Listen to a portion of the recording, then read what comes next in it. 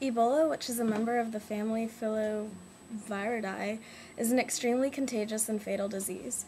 Due to Ebola's extreme pathogenicity of certain strains and its lack of protective vaccine or effective antiviral drug, this filovirus is classified as a biosafety level 4 agent, which is higher than that of the classification of HIV and AIDS. There are 4 identified strains of the Ebola virus: Zaire, Sudan, Ivory Coast, and Reston. Ebola Reston is the only strain which only affects non-human primates. The other 3 strains can be fatal to humans.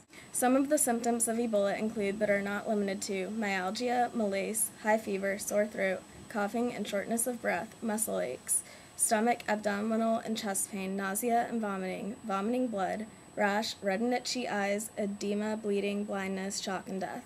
Because Ebola has such a fast onset, these symptoms will occur between 2 and 21 days of becoming infected. It also has a high mortality rate ranging from deaths of 50 to 90% of all affected peoples. The Ebola virus has so far caused death among the people of the Democratic Republic of Congo, formerly known as Zaire, Sudan, Gabon, the Ivory Coast, South Africa, and Uganda, all of which are regions in Africa. However, there have been outbreaks of the virus in England, the United States, Italy, and the Philippines.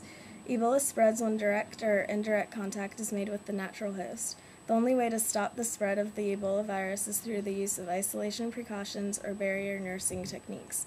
These techniques include isolation of patients from unprotected people, the wearing of protective clothing such as masks, gloves, gowns, and goggles, the use of infection control measures such as the complete sterilization of equipment.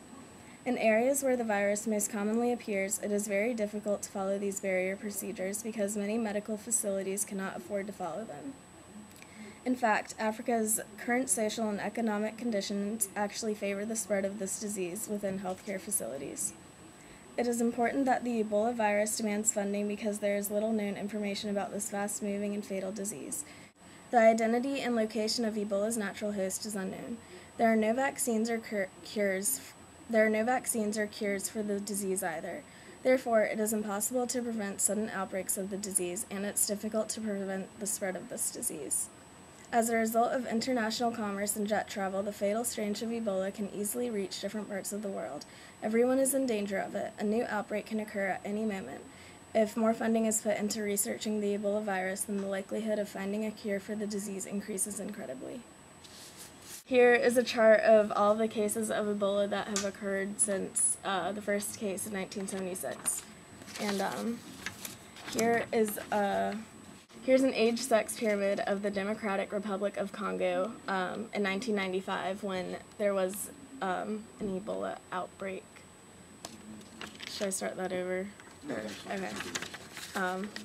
Here's another age-sex pyramid of the Democratic Republic of Congo from 1976, when there was another outbreak.